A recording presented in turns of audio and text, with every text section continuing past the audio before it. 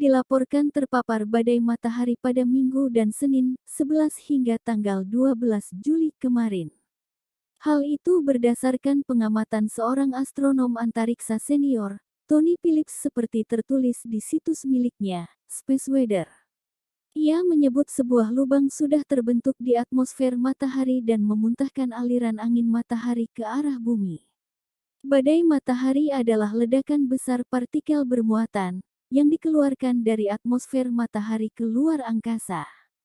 Ledakan matahari menghasilkan lontaran plasma berisi elektron dan proton dengan kecepatan jutaan kilometer per jam.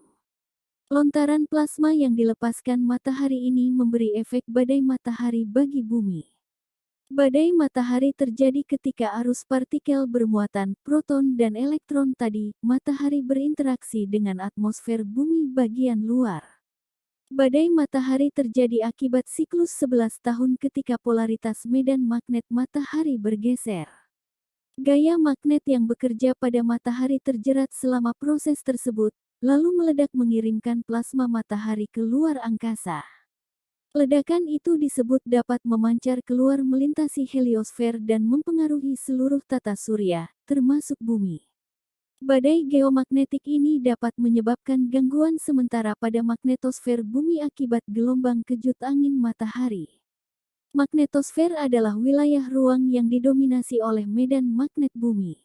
Imbas dari fenomena badai matahari itu juga bisa dinikmati sebagai pemandangan yang apik di langit. Fenomena itu disebut menghasilkan aurora yang indah pada malam hari bagi mereka yang tinggal di garis lintang utara atau selatan bumi. Beberapa negara yang dapat menikmati pemandangan aurora itu yakni masyarakat yang berada di Kanada, dan beberapa negara bagian utara Amerika Serikat. Aurora akan tampak berwarna-warni di wilayah dekat kutub utara atau selatan.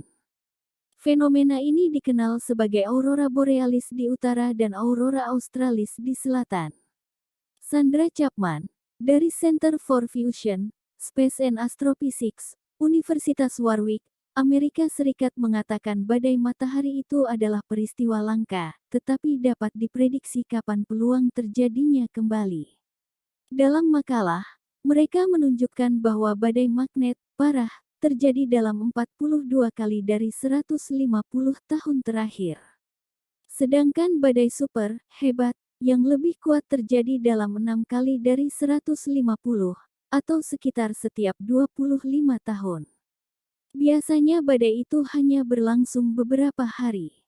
Selain infrastruktur komunikasi di bumi, satelit di atmosfer atas juga dapat terpengaruh oleh semburan matahari.